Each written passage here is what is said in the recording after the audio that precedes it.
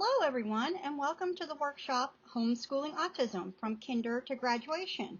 I'm Penny Rogers, and I have successfully homeschooled 3 children all the way to graduation. I have 3 more coming up, so I'm still in the thick of it with you. But we are going to talk about how to make your homeschool a success with your autistic child, which makes it a success for everyone. Let's get started. There are many benefits to homeschooling your autistic child. You are able to follow their interest, which means that you could use something that they really, really like and learn around it. Everyone's going to learn more when they're interested in it, whether they're autistic or not. So we often use unit studies, and a unit study is an overview of a topic or theme that incorporates multiple subject areas and is usually multisensory. So when Logan was smaller, he is my autistic child, he loved dinosaurs. So we would use his dinosaur figurines in math to learn how to count and to do addition and subtraction. We learned about the Cretaceous period and did like a diorama. We also learned what they ate and other things like that. So as he got older, we did a train unit study. We've done snake unit studies. Anything he was interested in, we made a unit study to go around it. You can do the exact same thing. You get some books that go with whatever theme you're on. You can read those together, and then just as activities come up, you can do them, and your child will learn more because they're interested in it. You can also learn at their own pace. What this means is that some kids take longer to do writing, for example, and some kids excel at things like math. In public school, they're normally pushed through, especially in the early grades with writing, because they have standards that they have to meet. When you homeschool, you don't have to meet those standards, so you're allowed to go at their own pace. If they need more time in language arts, you can do that. If they're excelling in math, you can just push ahead. Their own pace is how they learn. You can also build relationship. Relationship building in homeschooling is really important. You are with your children 24/7, 365, so you learn their idiosyncrasies, you learn what makes them tick, you learn what they like and what they don't like, and you really build a strong bond with your child. That's important when you're homeschooling your autistic child because you're going to use that bond, they're going to trust you, and you're going to use that bond to help them achieve bigger and better goals. Now, Logan trusts that I'm going to push him just outside his comfort zone, or his zone of proximal development is what the official word is, but always going to bring him back to be successful. So he trusts that I'm going to make him successful in whatever activity we're doing, whether it's homeschool or we're out in public or socializing, whatever. He knows that because we've built the relationship, he knows that I have his best interest at heart. So he's more apt to try new things that give him anxiety or make him hesitate than if he didn't trust me to make him successful. So relationship building is really important. Therapies are easier to coordinate when you're homeschooling. You can take, if you're going to an agency for therapy goals, you can take the morning appointment that all the other kids are still in school at. So it's easier to make a 10 o'clock appointment than it is a 3 o'clock appointment because everybody wants the 3 o'clock appointment. It was easier for us when Logan was smaller to do his therapies on separate days so he didn't get overwhelmed. We didn't want him to do speech therapy and then go into occupational therapy and then do some physical therapy and all that, because then by the end he was done and it wasn't any good for him. So we would do his therapy appointments at 10 o'clock every day of the week, because we could do that because it's 10 o'clock. Everybody's in school. Nobody wants the 10 o'clock appointment or the 9 o'clock appointment. So they're much easier to coordinate. And then you can work them into your schoolwork when you get home. I don't know about you, but I always went into the therapy appointments with Logan because I wanted to see what they were working on. Not because I didn't think he was safe or they couldn't handle him, but I wanted to see what they were doing so that when we got home, I could then work those things into our day. So that way I was still working on therapy at home and his schoolwork, and he was getting the most he could out of therapy. Where do you start? Well, you start by deciding to homeschool, which I assume you've done since you're watching this workshop.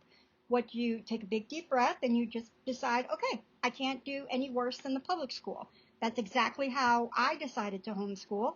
I was spending so much time at the public school, the local public school where Logan went. He was in second grade, getting them to adhere to his IEP and his behavioral intervention plan and all of that, that my husband just looked at me and said, we can't do any worse. They're not doing what they're supposed to do anyway, and you're up there every day. So why don't we just bring them home and you can homeschool them? I thought he was crazy, but it worked out.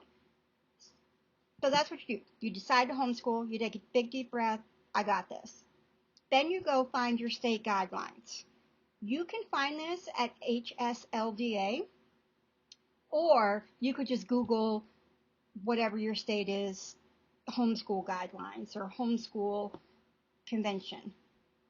Every state has a homeschool organization that fights, I shouldn't say fights, that advocates for homeschoolers in the legislature and puts on a convention, among other things. So you can just Google, like I'm in Arizona, I would Google Arizona State Homeschool Organization, and it would come up with AFHE, which is the AFHE. Or if I was in Florida, which I was, I would Google Florida Homeschool Organization, and several would come up. You have a FPEA, I almost said FH, and FLHSA.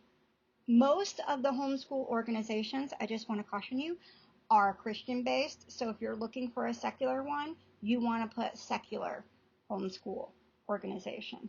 You're not going to find a lot of them though. You can still attend the conventions that the homeschool organizations, even the Christian ones, put out. Just be aware that some of their offerings will be geared toward the Christian homeschooling group. So just be aware of that.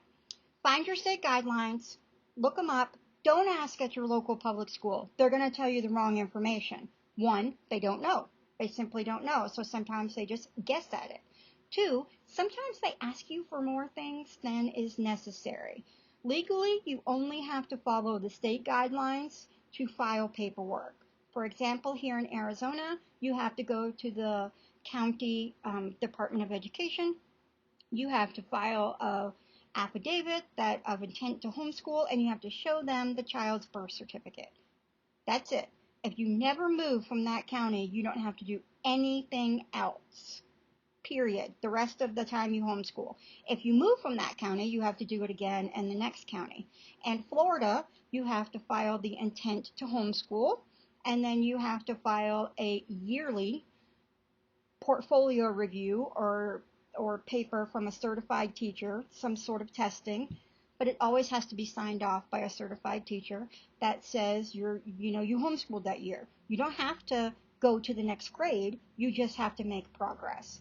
I have found that most public schools will tell you you have to put your curriculum in to be approved and things like that. And in most states in the United States, you don't have to do that. I believe in New York you have to do that. But find your state guidelines yourself, or ask in Facebook groups, or find your state homeschool organization and discover what they are, so that you do only that. You won't want to give more information than is necessary, especially when it comes to autism. They're going to ask you about, oh my goodness, what about his IEP? Or, oh my goodness, you won't get therapy, which he's only getting 25 minutes of speech therapy anyway, so it's not really helping.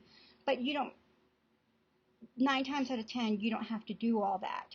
Remember that your public school gets extra money for your special needs child because they have the IEP. So they don't want you to pull them out to homeschool. I'm not saying every public school is like that, but that has been my experience with most.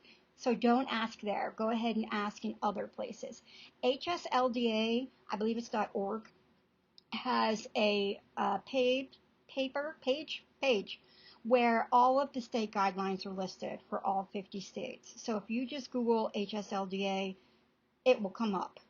You file that after you know your guidelines and what you have to put in, you just file the appropriate paperwork. You just go and put in your intent to homeschool and do whatever it is that your state guidelines tell you. So in Arizona, I just went to the county we're in. You could mail the birth certificate. I was not, so I just went down there. I gave them my intent to homeschool. I showed them all my kids' birth certificates. We were done. So you just make sure you file the appropriate paperwork and make sure you know what's required of you as a homeschooler. And then breathe. Just take a big deep breath. Sit down. Relax. You got this. You're going to be scared. You're going to be overwhelmed. You're thinking, I'm going to damage my child. I'm telling you, you can't do any worse than the local public school. So just breathe. You got this. And a tribe, even if it's online, is important. You need a homeschool group, whether it's in person or online, for a place to answer questions, or a place to ask questions, or a place to get information, or a place to vent if you need to, like your math curriculum isn't working and you just need to scream. So Facebook groups are great for that. I happen to run a special needs homeschooling Facebook group on Facebook, obviously, that has like 30,000 members. And we talk about all kinds of things. We talk about homeschool related things. We talk about special needs things and all that. And you can find the name of that on my last slide. But just find somewhere that you can ask questions, get answers, vent if you need to. Let's talk about the window of opportunity. If you could see me, I'm doing little air quotes. There's a concept called the window of opportunity where it's too late the window's passed and it's too late to learn or to do whatever that is. I heard that the window of opportunity for Logan to talk was already passed when it became his 5th birthday. He was still nonverbal at his 5th birthday. And so I was told that he would not talk because the odds of him talking after his 5th birthday were slim to none. The window had closed. That turned out to be incorrect. He said his first word actually the Easter after his 5th birthday, and he started saying more words after that, although he did not become conversational until he was somewhere between 11 and 13. So although we had words at 5, even though we weren't supposed to, we didn't get conversation till much later. But even though I was told that the window was closed, it clearly was not, because he can clearly keep a conversation now with you, and you would never know he was nonverbal when he was 5. So it's not too late to teach your child new things. If your child happens to be older, it may take longer. I, at 50 years old, am not going to learn Spanish as easily as my 5-year-old. Their brain's a little more pliable and she can learn faster. It's going to take me longer. Time is going to pass anyway. So if it takes you longer, it's okay. You're eventually going to get it. It's never too late to teach your child new things. Even if you have a much older child who is at kindergarten level and you're thinking, I don't even think we should teach him anything because he's clearly not going to learn it. Remember that time is going to pass anyway. Why not pass it by teaching your child things that will improve their quality of life? When you work at their developmental level for every subject and every skill, you will see more progress. And we're going to talk about that in a couple slides. But working at their developmental level is not ableist. It's not infantilizing it because they have autism. It's meeting them where they're at so that they make the best progress. Even slow progress is still progress. Even if you're inching along instead of jumping along, you're still making progress. So recognize that even slow progress is still progress and your child is learning. Now, neuroplasticity is the reason why the window of opportunity is wrong. You can make new synapses in the brain anytime. Again, they just take longer the older you get. But your brain is constantly growing and learning and doing things. So the neuroplasticity tells us that learning can happen at any age, at any time, and anyone. So your child can learn it. Now, if your child hasn't learned it, you have to ask yourself if your child needs adaptations to what you're thinking, because it's not that they can't learn it, it's that they need scaffolding. They need help in that area.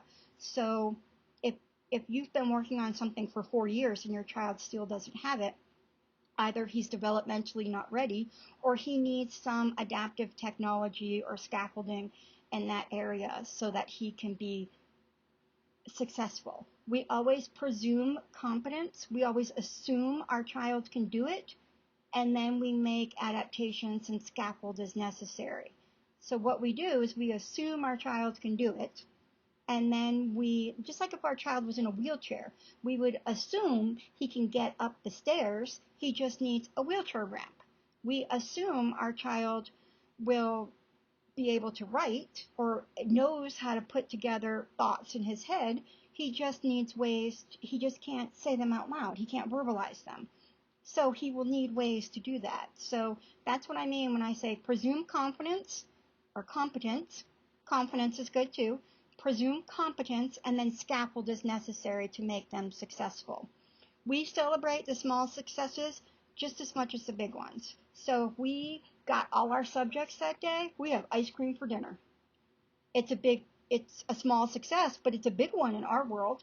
When Logan achieves a goal, we we celebrate just like it was a big one. It actually happens with all our kids. When one child gets a figures out their multiplication tables, we have pizza and movie night. You just celebrate those small successes and it gives them confidence and makes them feel successful to do the other ones. It also reminds you that slow progress is still progress. Sometimes you will get sad, depressed that your child isn't making progress by leaps and bounds, which you thought he would do in homeschooling with the one-on-one attention. And that's not always true. Sometimes your child needs to make that little bitty slow progress before he can make the big progress. So celebrate the small successes just as much as you would the big ones. So just as much as I celebrated when Logan talked, I celebrate when Logan completes a paper, or I celebrate when Logan completes his chores, things like that. So celebrate. There's nothing wrong with celebrating. Remember that it's a marathon, not a sprint. Not everything's going to fall into place just because you're homeschooling and your child has one-on-one attention. You're in it for the long haul. So it's a marathon. You have to pace yourself at the beginning. You have to pace yourself through the whole thing. I don't know how they run marathons. But you pace yourself and you know that if today's not a good day, tomorrow might be a good day. It's okay. So always remember, I need to tattoo this on my forehead, that it's a marathon, not a sprint. Continuing on with the it's a marathon, not a sprint theme, we have to recognize that sometimes we need to stop academics to work on other things. They need to take a back seat because sometimes we need to address therapy needs before they can be successful academically. If your child can't sit or can't stand or can't listen for more than 10 seconds, then he's not learning anything. You need to work on that. If your child has massive sensory needs that you don't know, you need to figure that out and work on his sensory diet first. Because by knowing his sensory diet and implementing it correctly, you can then make him successful. When sensory needs are not met, then academics cannot happen. All of your child's energy goes into being able to overcome the sensory need that's not being met at the time. So they're not learning. So sometimes you just need to stop academics and do some other things. Deschooling if your child is removed from public school. Deschooling is a fancy phrase to say that you just give your child time to chill and learn that what they did in school isn't what they're going to do at home. So you sort of let them relax. And a lot of times at school, kids have to use everything they have in order to keep it together at school, which is why they melt down when they come home. If you go to a public event, a lot of times your child will do really good there. And then when you get home, there's what we call autism rising moments where your child just has a complete meltdown because he feels safe with you and he can't keep it together anymore. So when you deschool, you sort of remove that pressure off the child to perform, and then they're able to learn. You can deschool as you address therapy needs and work on figuring out their sensory diet. All that can happen at the same time. It might take you a week. I assume it will take you more. It might take you a month. For us, it took us 2 years. Yes, you heard that correctly. 2 years. We took Logan out of school at the end of second grade. And what we did was we brought him home. It was in like March or April. So we decided to just take the rest of the school year off since it was so late in the school year. So we deschooled by proxy and didn't even know that's what we were doing. But what we discovered when we brought him home was that developmentally he was more like his 3-year-old sister. So we needed to work on some things before he could learn. So we needed to implement a sensory diet. We needed to learn if he was an avoider or a sensory seeker and those things. We needed to learn Logan as well because he had been at school for 8 hours a day for the kindergarten, first and second grade. We didn't know a whole lot about Logan, like how he learned, what he liked, what he disliked when it came to learning. So we needed to take some time to learn all that. We also needed, he had some pretty intense speech and OT goals, needs that we needed to implement. So we needed to do all that first. We ended up taking 2 years off from academics. Now, kids are learning when they're at home all the time. I know you've heard that cliche before. It's really true. When kids feel, especially autistic kids, they don't feel like they're needing to perform, they tend to learn more because they're relaxed. So we did cooking and read alouds, and he listened to audiobooks, and he played games, and he played with his little sister, and we went to library story time because of little sister. Sometimes we went to the park depending on his sensory needs that day. But I mean, we went on field trips. We were out and about, and we still did quote unquote academic stuff. It just didn't we didn't have it planned. It was everyday life because we needed to learn Logan first. I know it sounds like a long time, and I know you're thinking, oh my gosh, if I take that amount of time off, my child who is already behind is going to be further behind. But there is no behind in homeschool. Your child is where he's at. Take him where he's at and keep going from there, because even slow progress is still progress. Anything your child learns increases his quality of life. So it's all gravy, if you will. You want to make your child love to learn, or at least like it, so that he becomes a lifelong learner. Now, some of our kids are not going to be lifelong learners. They're not going to like learning, and that's okay. But by taking your child where he's at and going from there, you will not only never feel like your child is behind, but you will also help him make the best the best progress, the best he will increase his quality of life there. Now, attending to those therapeutic needs that we talked about earlier makes homeschooling easier for your child. It made homeschooling easier for Logan because he knew me, I knew him, I knew his sensory diet and what he needed and what he didn't, whether he could sit at the table or whether he needed to stand, whether Logan would read his reading material for the day while walking on the treadmill. I learned all of that. So homeschooling became easier not only on Logan, but on me as his teacher, which then made it easier on his siblings who were homeschooling as well. So don't think that your child's the only one who's going to benefit from academics taking a back seat and you learning these things about them. It increases the quality of life, not only for them, but for you and your family. And that makes it worthwhile, period.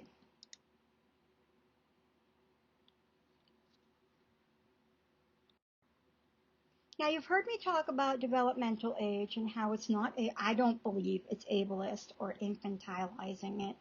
What I mean, let's talk about developmental age versus chronological age. Let me tell you what I'm talking about. That's how important it is. We need to sit and chat about it. Your child's developmental age is the age they're at rather than their chronological age. For example, Logan, when he came out of out of school at second grade, was chronologically 8. Developmentally, he was 3. He was more like the same age as his little sister. When we brought him home from homeschooling and deschooled, we realized that he reacted positively to anything we did with Madison, his little sister, and Jojo, his little brother, who's close in age. They're both close in age. Because developmentally he was preschool level. He still liked to watch Blue's Clues. He still was into dinosaurs. He still he loved library story time. So that it helped me to know his developmental age being 3 rather than thinking he was 8. It helped me to know where to teach him. So he needed preschool work, not second grade work in some areas. It helped me know how to discipline him because if he's developmentally 3, he's acting like a 3-year-old. I, as his mother, should react to him as I would his 3-year-old sister and make, whatever discipline needed to happen developmentally appropriate. It's very, if you find out nothing else about your child, finding out where they are developmentally will change your life. Because it's easier to see your child when you see them through a developmental lens. When Logan couldn't handle something, it was easier for me to say, hey, you know what? I wouldn't expect that out of a 3-year-old, so I don't need to expect it out of Logan, even though he's chronologically 8, because he's not there yet. So by meeting him where he's at, I was able to fill in the gaps and help him make developmental leaps. And that's what they are. Our kids are pushed so quickly through school or so quickly through development that they have some gaps because their brains are wired different. That's why they're autistic. Hello. So we have to go back, and there are some things that they aren't going to naturally learn. Social cues, things like that. So we have to go back and actually teach those to our autistic children. And by taking them at their developmental level, you do that. Now, until you know your child or figure out your child has autism, you don't really know that you have to actually teach that. You think that your child is going to naturally learn it because neurotypical children learn it. But because their brains are wired differently, they don't. They learn other things quicker. So you fill in those developmental gaps, and then they're able to make big leaps. How do you find your child's developmental level? What is the age of the children that they will naturally gravitate to when they're playing? A lot of times, preschoolers will parallel play, meaning they'll play side by side and not necessarily with each other. I saw that in Logan because I saw that in Madison and in JoJo. So it was easier to see, hey, the 3 of them are parallel playing.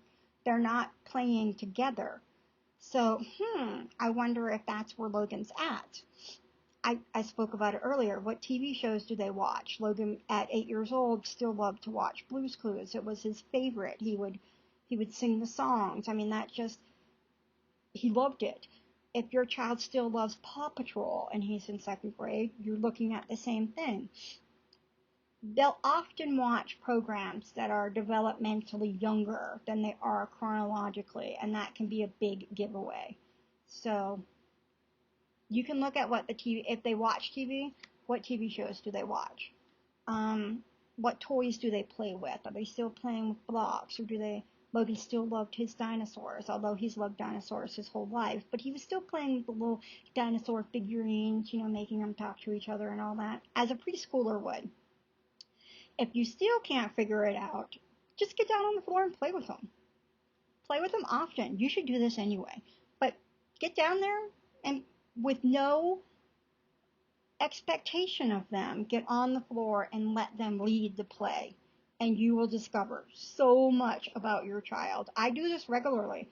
I don't like video games, but I will often sit in Logan's adult now. I will often sit in the room where he and his teenage siblings are sitting so that I can see what they're playing. What are they doing? What are they talking about? And it helps me to see if Logan's making progress and what age he is developmentally. I still need to know that even though Logan is an adult, because that helps me know what I can be doing to help Logan improve his quality of life and achieve his goals. So play with them often. Spend lots of time with them. You can't spend too much time with your child. You can also go on cdc.gov and get a developmental checklist. Your doctor will have this too. Just get a developmental checklist and go right through it and see where they fall at. I will tell you that it's really hard to do a developmental checklist when your child is developmentally not the same age as they are chronologically. So be aware of that. Be aware that it's going to be a bitter pill to swallow and that you're going to need to do some self-care after you discover it so that you know that, okay, this is where he's at. This is where we're going to meet him. He's going to make the best progress by doing this, and this is in his best interest. Yes, it's hard to know that. It was hard to know that Logan was 8 years old, but developmentally was really 3. I mean, it was hard. Okay, he couldn't even drink from a cup. So, yeah, it was hard. But it was the best thing we ever did for Logan, was finding his developmental level and staying there. I will tell you that as we filled in the gaps, sometimes he made huge developmental leaps. Like he was preschool and then he started kindergarten with his sister and then he leaped up to 3rd grade. Like when I filled in those earlier gaps that I didn't even realize were missing and that his brain hadn't learned, they didn't have the synapses for that, and I needed to go back and physically teach him how to do that, he made developmental leaps. He didn't always make developmental leaps, but they were still there. By filling in those gaps, I was able to help him be the best Logan he could. Now, let's talk about socialization. I'm telling you, everyone and their brother is going to ask you, especially knowing that they have autism, what are you going to do about socialization? People in the grocery store are going to ask you. The pediatrician is going to ask you. Your mother-in-law is going to ask you. Everybody's going to bring it up. All homeschoolers hear this question, but when you have an autistic child, it's amplified. Everyone wants to know, like, oh my goodness, you're going to make your child an antisocial mass shooter because you're going to keep them at home and they won't know how to socialize. And that is not true in any way, shape, or form. Homeschooling will allow you to work on socialization at their developmental level, which helps them, again, fill in the gaps and make the best progress. When I realized that Logan was 3 years old and he was chronologically 8, I was able to take Logan to those 3-year-old preschool times. It helped that he had a little sister and brother at that time who attended those things. But I was able to attend those things and help Logan learn how to socialize with preschoolers, 3 and 4-year-olds. And then that helped him learn how to socialize with his older peers by filling in those gaps. You can't jump over those gaps and hope for the best. You have to go back and fill them in, especially with socialization. Homeschooling allows you to do that. It's a complete myth that kids are socialized in public school because they're together all day. Number one, they don't get to talk with each other all day. That's not happening. Like they're doing academics, they're going to the bathroom, they're at PE, whatever. So socialization isn't happening all day, every day in public school. Plus, they need to fill in those gaps. So you need to go back instead of forward before you can go forward. And homeschooling allows you to do that. It also allows you to purposely work on specific skills that you see your child is lacking. As Logan got older, he needed to learn how to interact with the cashier at the grocery store. He needed to learn how to go into the library and put his books up and answer questions. He needed to learn how to go into the doctor's office, things like that. He needed to learn how to answer the phone correctly. There's a whole funny story behind that. homeschooling allowed us to put socialization into his lessons and work on specific skills that he needed to work on. When someone says hello, you say hello back or you say hi. When someone is talking to you, you don't turn around and walk away. If all those things that people see as rude, your child just doesn't realize they're rude, and you need to work on that. Depending on where you live will depend on what specific social skill you need to work on. And by that, I mean, when we lived in Florida, Logan needed to learn to say yes ma'am, no ma'am, yes sir, no sir, just out of sheer, because it happened, because everybody expected that, because he needed to know how to do that, even though he didn't understand it. And there's not really any way to tell him the abstract concept of why, when an older person is talking to you, that's how you answer. But for self-preservation purposes, I needed to teach Logan that so that they didn't automatically think he was rude before they found out he had autism. Some people interact with your child at their chronological age because they don't know your child. So your child needs to know how to interact with those people in a way that seems less rude and that they're not just an entitled brat. If you want to tell that person your child has autism or is autistic, you can.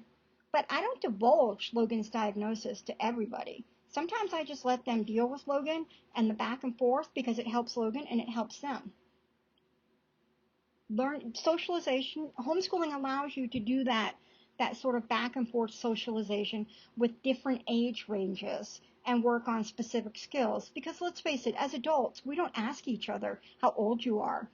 I don't ask friends, hey, if you're not about to turn 50 like me, I can't talk to you.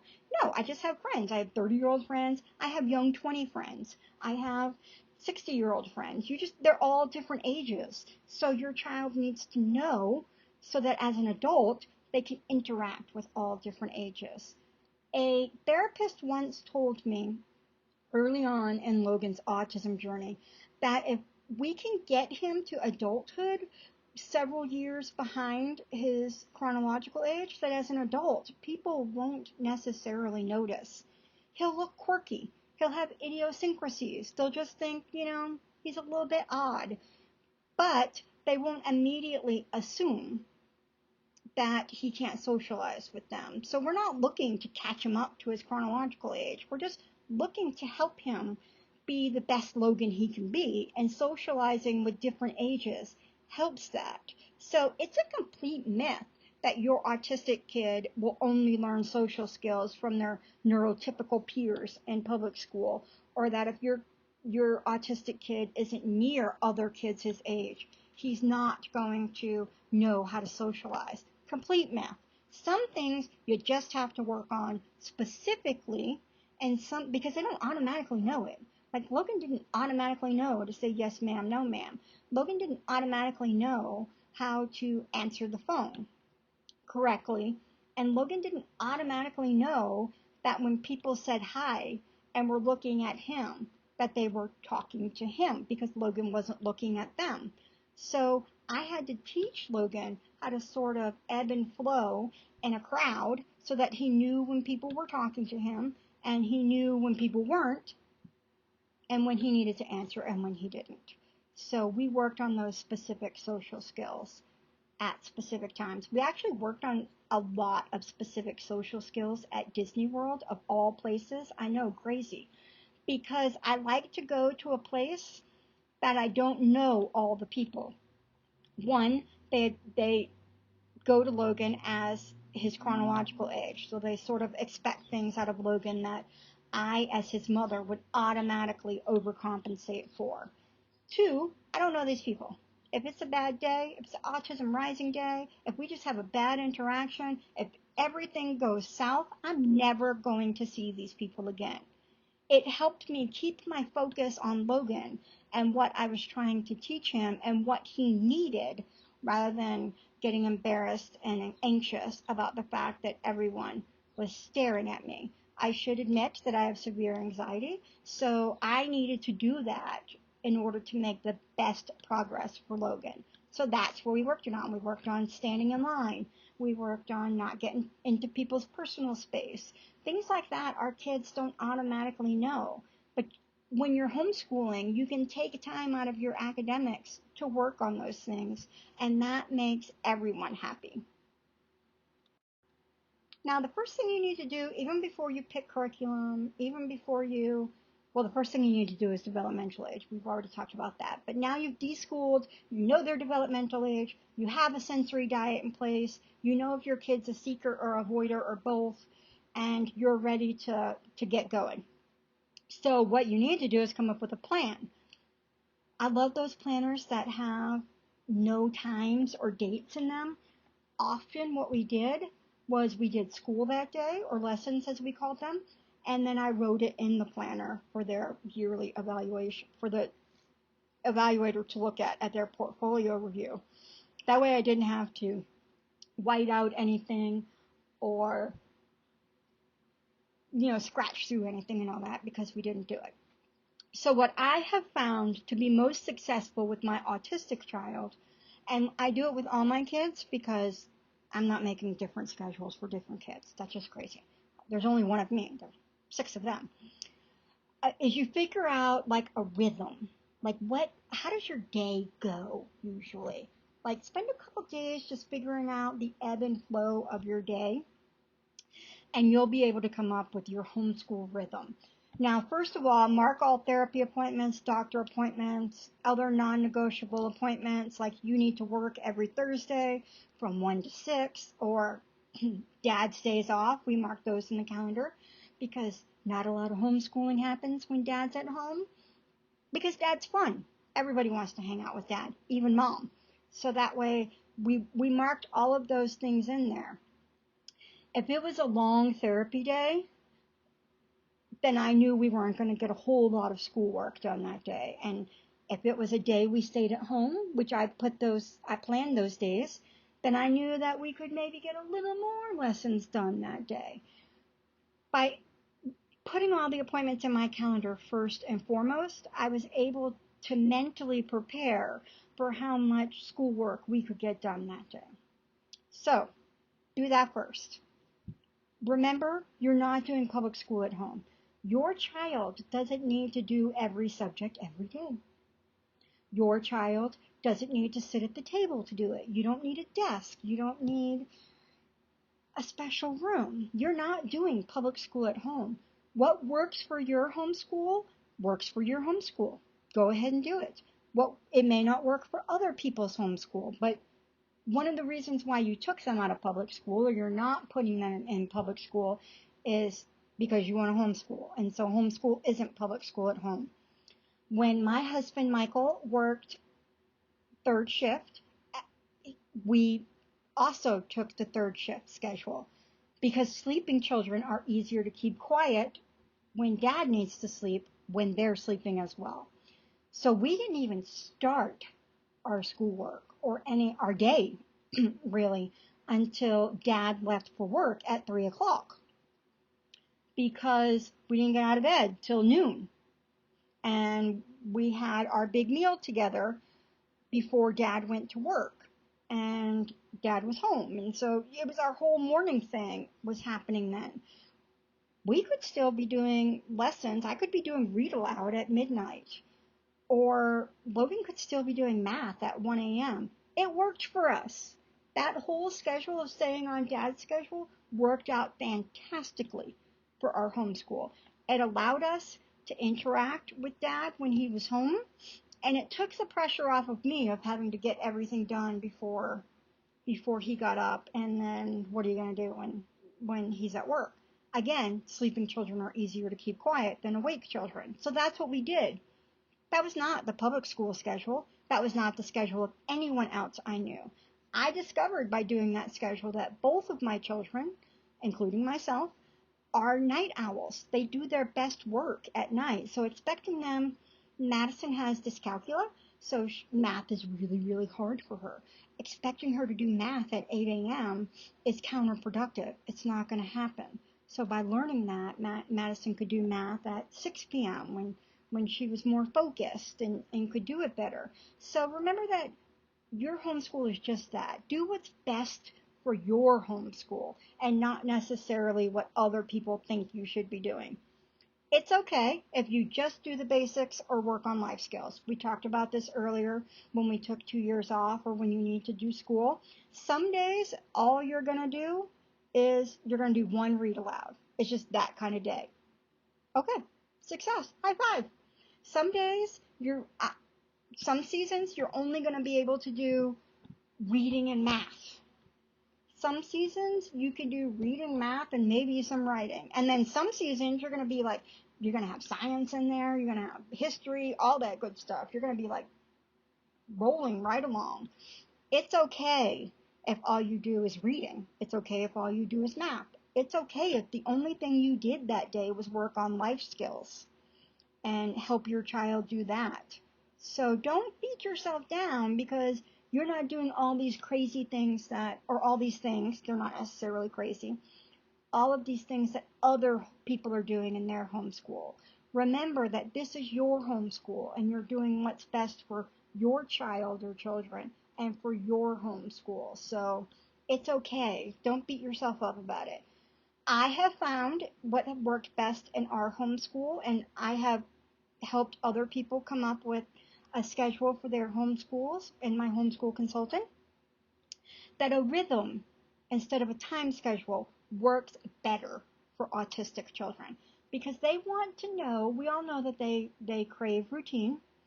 And so by knowing the rhythm of the day, they're able, excuse me, to know what comes next. So your transition time becomes easier with your child because he automatically knows the rhythm of the day.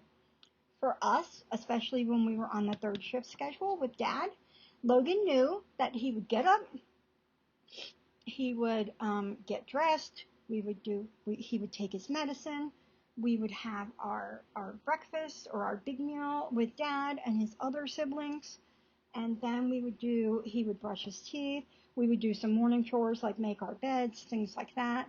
We would hang out with Dad, and then he knew that when Dad left for work is when we were going to start lessons. We were going to do some schoolwork somewhere in there. Or if it was a therapy day, he knew that on Wednesdays he got up, he got dressed, he ate breakfast, brushed his teeth, we went to therapy. We'd come home, Dad would be awake, so we would hang out with Dad, or we would have quiet time. Anytime I expected Logan to go out and do things, even now, I give him time to reboot. So he gets to go to his room and, have some quiet time and sort of reset his system so that he's not overwhelmed. It helps me too.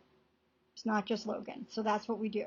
We come back from therapy. He knows he can go in his room and pace if he wants to, or read a book or whatever he needs to do to relax. And then we would come out. Dad would be up. We'd hang out with Dad. He'd do Dad things. We would eat our big meal. Dad would go to work. And then it was time to go through our evening routine, which involved read aloud, sensory breaks. He knew we would have dinner in there somewhere. Excuse me.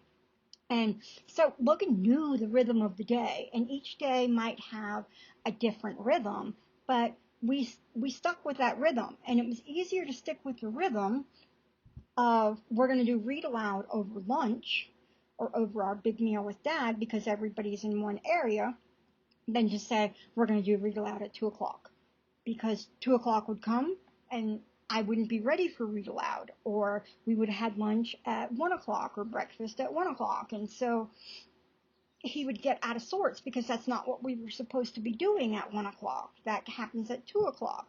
So it helped him to be more flexible by knowing the rhythm of the day instead of just harping on a time schedule. We also have lots and lots and lots and lots and lots and lots of sensory breaks. Short lessons, lots of sensory breaks. That's why your sensory diet is so important to know, because your child cannot learn if he needs some sort of sensory input, or if he's an avoider and he needs the lights dimmed because they're too bright or there's too much noise or whatever. So lots and lots of sensory breaks are imperative to a successful homeschool day for any autistic child. The other siblings also benefited from this, um, just because developmentally it's a good idea. But it was a non-negotiable item with Logan that he would get lots and lots of sensory breaks. I knew his sensory diet. I had done that in that 2-year stretch. I knew when he needed, I could tell when he needed a break and was about to come unglued. So I learned the markers that told me that, and then we just short lessons, sensory breaks. I'd rather he learn everything he needed in little 10-minute segments where he kept it together and we could end on a successful note and high five than trying to drag it out for 30, 40, 50 minutes. And he stopped listening after the first 10. So short lessons, lots of sensory breaks. Incorporating adaptive technology goes back to presumed competence and scaffolded as necessary to make them successful.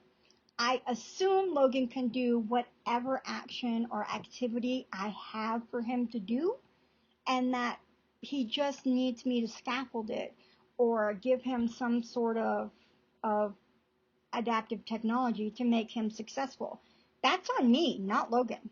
As his teacher, I need to know what needs to happen in that activity to make him successful. When we go, it's even done in our personal lives. When we go to family get-togethers, which we don't do often, I know that Logan's going to need, it's going to be loud. Lots of stuff's going to go on. People are going to be expecting things of him. So at certain times, we're going to need to step out and let him pace. Or we're going to need to go to the store or go for a drive and let him reboot. That's presuming competence, but scaffolding is necessary. In the homeschool world, let's talk about writing. Lots of autistic kids have difficulty getting their thoughts from their brain onto paper. It's an executive functioning skill, organizing thoughts and being able to put them on paper. It's a higher level executive functioning skills. You have many smaller skills you have to put in there. But you don't want to stop teaching them at whatever level they're at just because they can't write it. So you come up with adaptive technology. For the first 3 grades, actually 4 grades, kindergarten through 3rd grade, regardless of whether or not the child has autism in my family, I'm their scribe. I let them work on the executive functioning skill of organizing their thoughts and being able to verbalize it while I write it down. That way, they're able to see it written correctly and how it should look, but they don't have to spend precious brain space on that.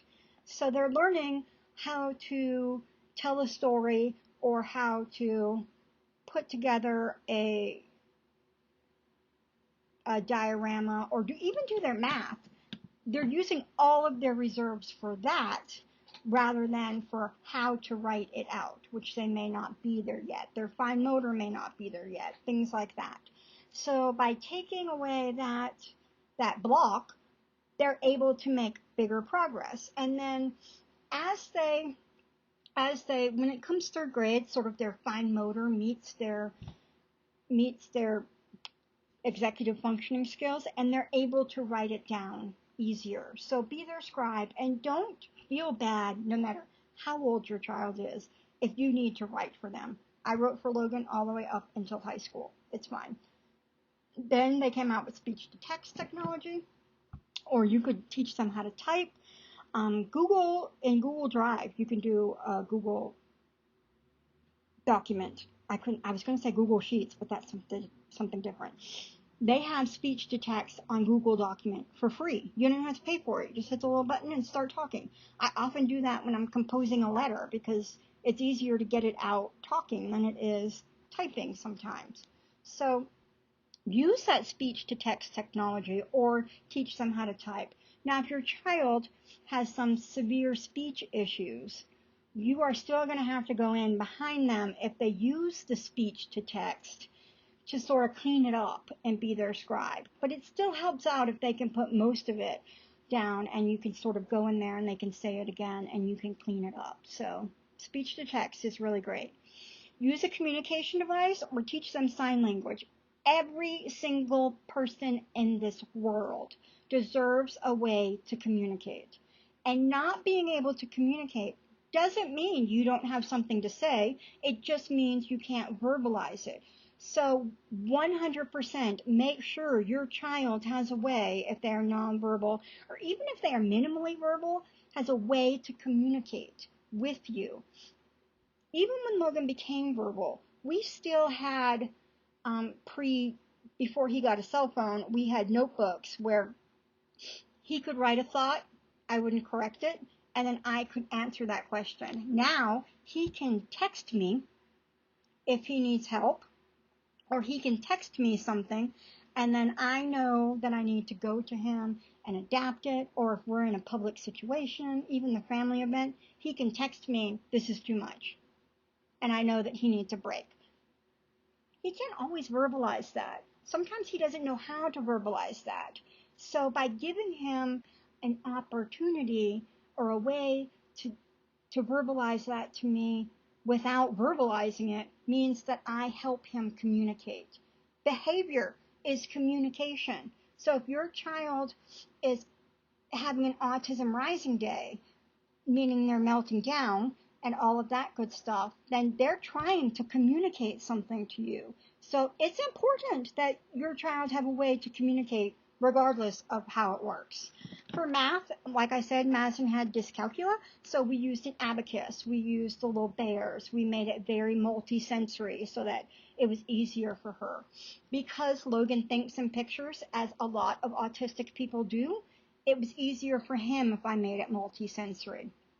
I copied the work on different colored paper so that it was easier for them to look at and to read. Jojo is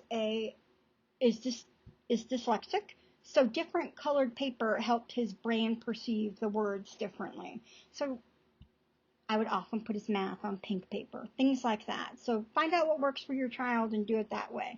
If your child likes large pencils, markers, pens, whiteboards, whatever your child likes, use that to write with. Don't even worry about his age, or he shouldn't be using that. Other kids his age don't use that. Again, we're focusing on our child and what works for him, because this is our homeschool and we do what works for our homeschool. When I say lower your expectations, I'm meaning remembering that their developmental level, and that sometimes public schools expect too much. And the children aren't developmentally ready to do that yet, even at that age, but because they have standards, they expect them to do that. And a lot of kids aren't successful. So don't compare your homeschool to what public school kids are doing, because it's not gonna add up. We don't have standards to adhere to. We're going at our child's pace, we're at our child's level, and it's working for our child. I'm going to say this many times during this presentation. It's a marathon, not a sprint. So you're in it for the long haul. We may be inching along now and trying to figure out what our child needs for scaffolding, but we're going to get it, and it's going to work. This goes along with what we were just talking about with going at our child's pace, but forget about grade levels. None of my children knew their grade level except when we went to church and what Sunday school class they were in. So when people said, "What grade are you?" they would answer whatever the thing said on the door of their Sunday school class. One time someone said to Madison, "What grade are you?" And she said, "Third and fourth," because that's what her Sunday school thing said. So forget about grade levels. We're not worried about grade levels. We're going at our child's pace for every subject. Every subject may be at a different level. We'll go back to Jojo, who was dyslexic, and he, of course, was very far behind in reading. Hello, he's dyslexic, but he was very gifted in math. So he's doing pre-calc on teaching textbooks while we're doing sixth grade reading. So figure out where your child is at every subject and then go at that level for that subject. A lot of curriculum providers have placement tests, Year-round homeschooling website has a plethora of placement tests you can take so that you know whatever your child's pace is for that subject. I know that Write Shop, who is a writing curriculum that we've used and highly suggest, has a placement quiz that you take, and it tells you what level your child is at. Lots of curriculum homeschoolers have, or companies have that. So take advantage of that when you're looking at that curriculum.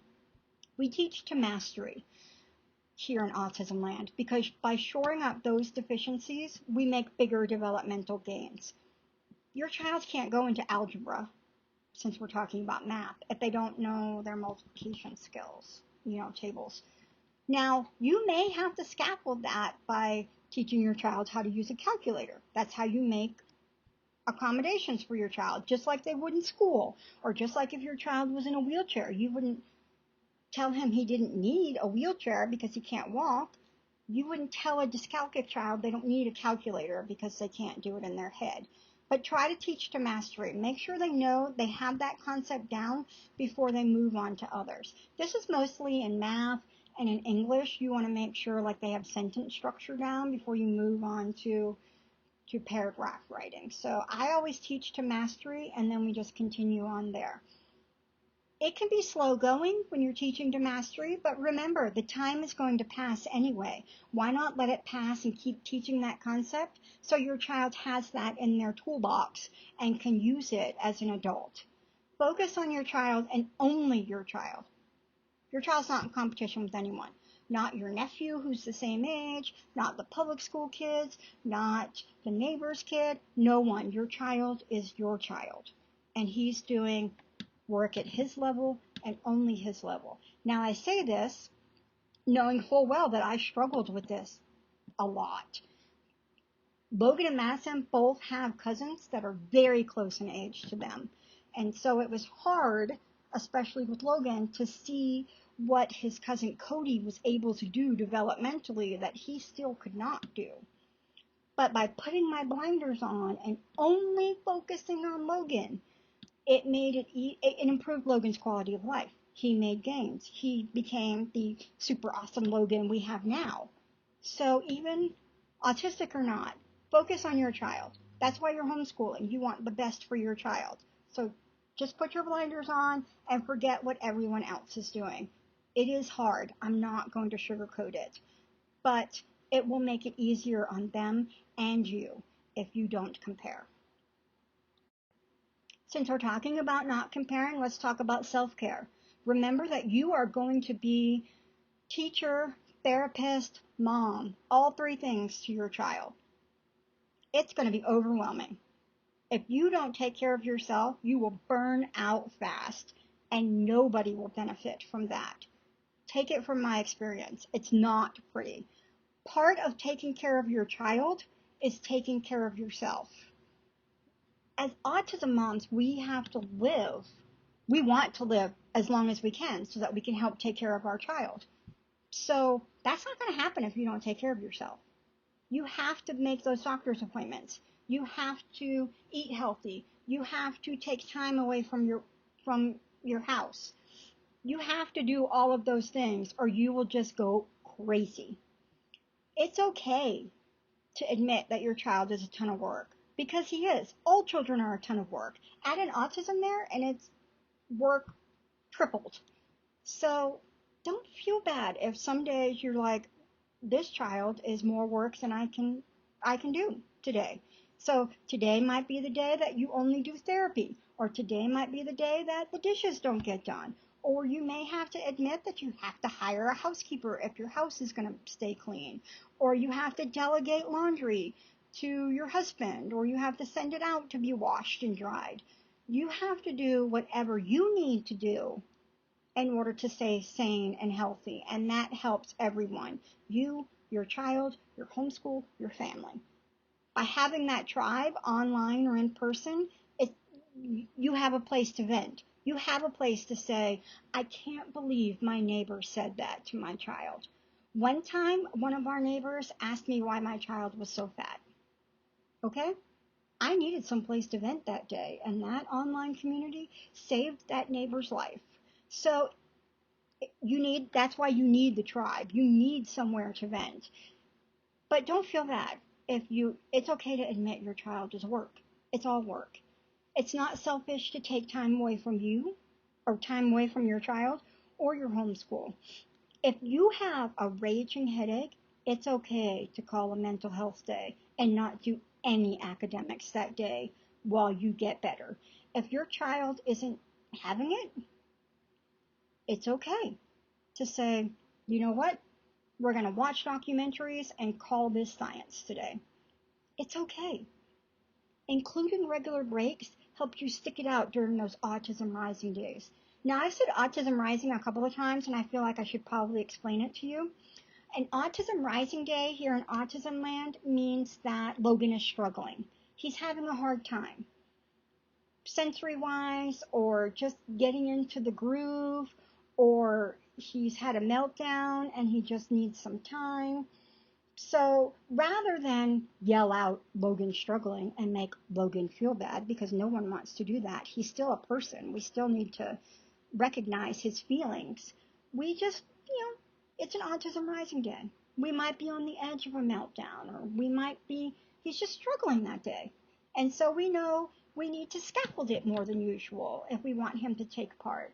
Or he may not eat at the table that night with us, and that's okay because we just know it's an autism rising day. So it's just a softer, gentler way of saying that Logan is struggling that day. And that's why we call it autism rising, because we recognize that we need to say, for each other's sake, that Logan is struggling, but we don't need to necessarily yell it out and make Logan feel bad, because they're still people. We need to treat them like people. And so that's why it's an autism rising day. Now, Logan has learned as he's gotten older that if he's struggling, he just has to say it's an autism rising day. Or he just has to say autism rising or text it to us.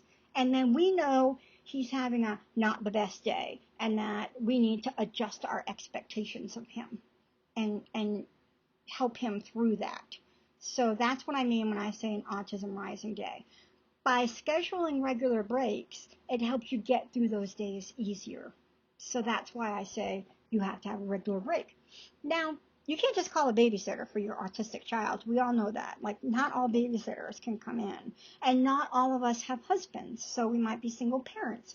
Or not all of us have family support. So sometimes taking a break from your child can mean you slip into the closet and eat a piece of your hidden chocolate. Or it means you put your child to bed a little bit earlier that night so that you can watch a TV program you like. Or you let your child play outside longer than usual while you watch him inside the air conditioning. Self-care doesn't have to mean you go to the spa and you spend a weekend away. Self-care can be little things that you do for yourself that make your life easier. Self-care for me is having a vanilla Pepsi in the fridge, hidden behind the milk, so that when I need something just for me, I can pour it in a cup and I feel better. I just feel better because I like vanilla Pepsi. So I get something I like and it makes me happy, which is a part of self-care. So don't think that self-care has to be this obnoxious thing. Do find someone who will insist you need a break when they see you going over the edge. I have a couple people in my life that will say, Penny, you're doing too much. You're being a perfectionist, and that's good enough for today. And you need to go take a nap or take a break, or you need to just go. So have someone who's willing to say that to you, so that if you aren't taking care of yourself, they can call you out and you can do those little things that you need to do to take care of yourself, because it's a marathon, not a sprint. We've talked about how sometimes academics need to take a back seat. We've talked about how it's okay if you just only do the basics. Let's talk about life skills, though. Life skills are pretty important for special needs kids. And you can't neglect them. You just can't. Life skills are safety skills for our autistic children. You can't afford to not teach them. The more your child knows and can take care of himself and can do things, the safer they are going to be from people who may not have their best interest at heart. So if your child knows how to use a debit card, he doesn't have to rely on someone else to pay for him when he's out. Or if your child knows how to go to the bathroom himself, he doesn't need someone to help him do that. Or if your child can shower independently. Later on, we're not going to live forever. Let's admit that. Later on, he's not going to need help with that, or she's not going to need help with that and get taken advantage of. I have had several, I didn't always think this way. Let me start there. We added in life skills as necessary, like I did with all of my other children, to be a successful adult. But did I make them a priority with Logan, my autistic child? Probably not, because I knew he was going to live with me as an adult. So he didn't need to know all those things. I would be there to help him. Except as he got older, he started going off with other people who didn't necessarily do what's best for Logan. So I learned through experience that the more Logan can do for himself, the better Logan is, the safer Logan is. The more he can advocate for himself, or he knows when to speak up, the better quality of life he has. So don't neglect the life skills. Even if it's starting at the beginning, like we did, and teaching your child how to drink from a cup, or teaching your child how to use a straw. But teach your child those things. Teach your child how to order from a menu. Teach your child how to pay for things. Teach your child how to do basic hygiene. If you do nothing else, teach your child how to do basic hygiene. Because terrible things happen to autistic adults who can't do that. And you don't want that for your child.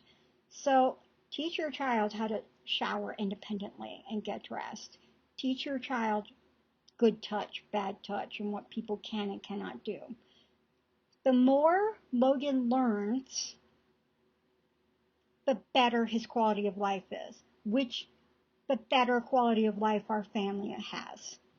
As Logan has grown, as I've grown as his mother, I've learned that quality of life is far more important than any academic Logan can do. Okay, Logan was reading Harry Potter in first grade. Great.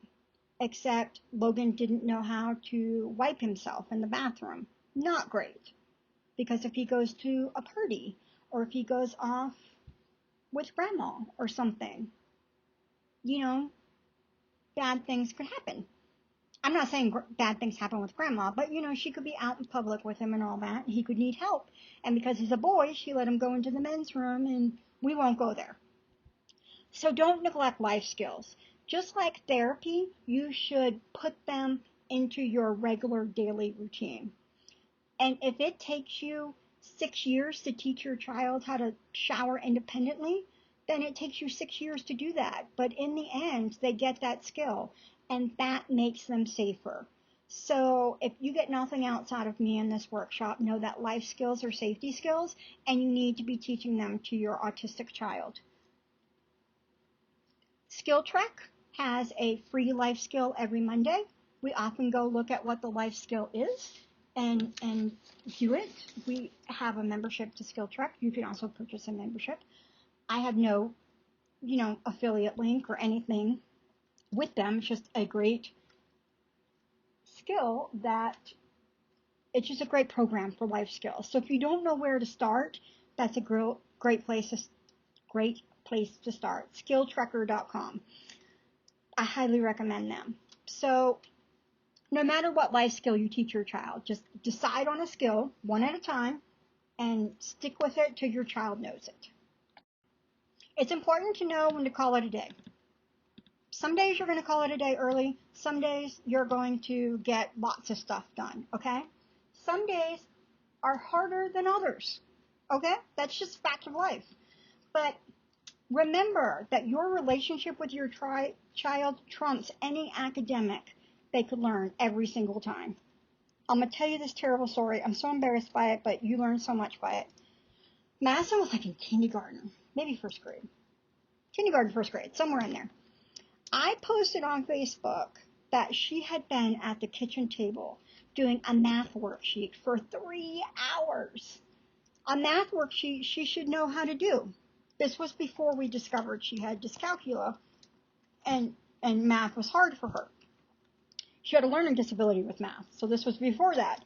And I was just frustrated and done with her that day. So I vented on Facebook that she'd been there for 3 hours, so I was going to end up staying up all night for a math worksheet. When a dear friend posted, throw the math sheet away and let her go. And I was like, what? She needs to do this math sheet. I mean, I know she can do this math sheet, or I think she can do this math sheet. It's a math sheet. She should do it. And she reminded me that my relationship with Madison was far more important than that math sheet. So a close relationship with your child is far more important than your child reading or doing a math sheet or being on grade level or anything. So by remembering that, I also remember that when they're struggling and I'm frustrated, our relationship is more important, so I'm going to set it aside. Sometimes I just need to set it aside and figure out what kind of scaffolding I need to do to make them successful. So by remembering that my relationship with them is more important, I have teenagers I'm very close to. They come to me with everything. I'm very close to Logan, so he feels comfortable telling me if he's struggling or things like that. That relationship is worth its weight in gold and worth more than any academic they could have done. It's worth more than pre-calc and reading and all of that stuff. So remember that. Don't be afraid to change something if it's not working, even if you bought it, even if you just started it. If you see it's not working with your child, don't use it. Sell it off, find something new. It's not worth it to stay with a curriculum that's not working. And it may work this year, and then that very same curriculum may not work next year. So don't be married to it. Don't say, I'm going to do Sunlight for all of our years, when Sunlight may work in kindergarten but not work in third grade. So always be willing to adapt as your child adapts. And even slow progress is still progress. Even if you're inching along, you're still making progress because it's a marathon, not a sprint. Let's talk about some therapy needs. You can do therapy at home. Temple Grandin, if you've not heard Temple Grandin speak, I highly recommend it. She is so full of good information from an autistic point of view. So I highly recommend it. She has books too. Get them, read them. You will learn something. And she says in every speech I've heard her say, and I've heard several of hers, that therapy should be done daily. Going to a therapy center once or twice a week should be the icing on the cake, not the actual cake, if you want your child to make the best progress. So you should be doing therapy at home anyway. Now, public school therapy, like you get 25 minutes of speech a day, really isn't doing a whole lot. So if you're not doing it at home, they're really not making that much progress. It's easy to do occupational speech, physical therapy, social skill therapy. All of those therapies can be done at home. If you happen to go to a therapy center, ask your therapist for goals to work on at home. Simple as that. You pay them to work with your child. So they should be able to give you goals to work on at home. We treat therapy like a school subject in autism land. So it's written in the planner and it's written in our day, just like everything else. So therapy gets done every day. But we make a plan with clear goals. So I'm not spending my resources on stuff we're not working on. We happen to call it the Autism Action Plan. So we make a 10-year goal, a 5-year goal, and then we break that down into 1 year, 6-month, 1-month goals so that we know where we're going. So make a plan. Think of it as your at-home IEP. So Logan will be able to hold the pencil 80% of the time. Logan will pass his spelling test 80% of the time. Or, you know, how they do those crazy IEP goals. So make some goals so that you know where to go and you're not just throwing darts in the dark. And there are a ton of resources to help. You can find resources on my website. You can find resources on Pinterest. You can find resources on Google, Google Occupational Therapy Home, and you'll come up with a ton of them. You can find them on Facebook. Tons of resources are available. Use them to your advantage. So I know you're probably thinking that you are not qualified to be your child's teacher, or it's too much, or you're overwhelmed, or whatever. I'm here to tell you that no one loves your child more than you do. No one wants what's best for your child more than you do, except probably his other parent. But you will be a great teacher for your child. You can totally do this. You can't do any worse. You've heard me say this several times throughout this workshop, that you can't do any worse than the public school. The one-on-one attention your child will get from you will automatically have them make progress. Now, we often reassess.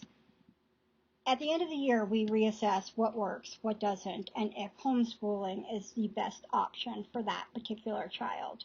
It has always been the best option for Logan and Madison and several other children, but when high school came around, it was not the best option for JoJo. He's very extroverted. He's very social.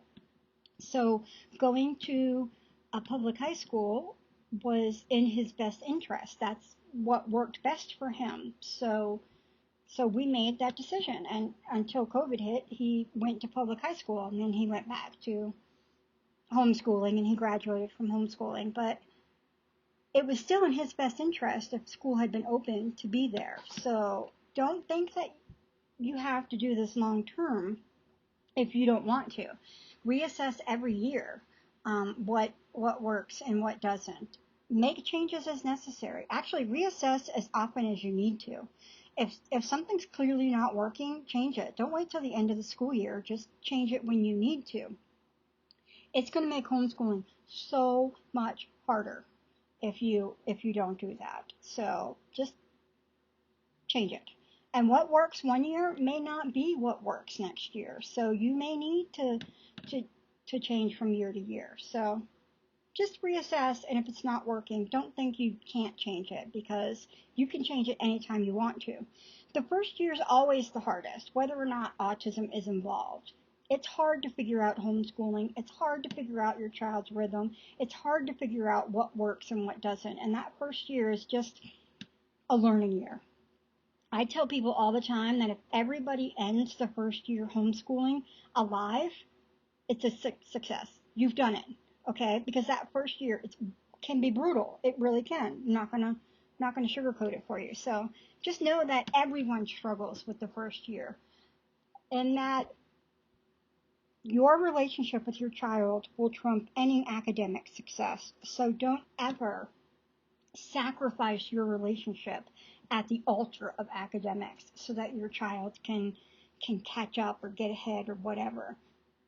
You need a good relationship with your child. You have to have it. I have good relationships with all of my children. My teenagers come to me when they need to and tell me things. Even my adult children will ask me for my opinion. So yeah, your relationship is a close relationship is the most important thing you want from homeschooling. Everything else is gravy.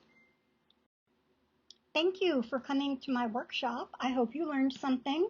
These are all the places you can find me. My blog is ourcrazyadventuresinautismland.com, so you can hop over there and check me out.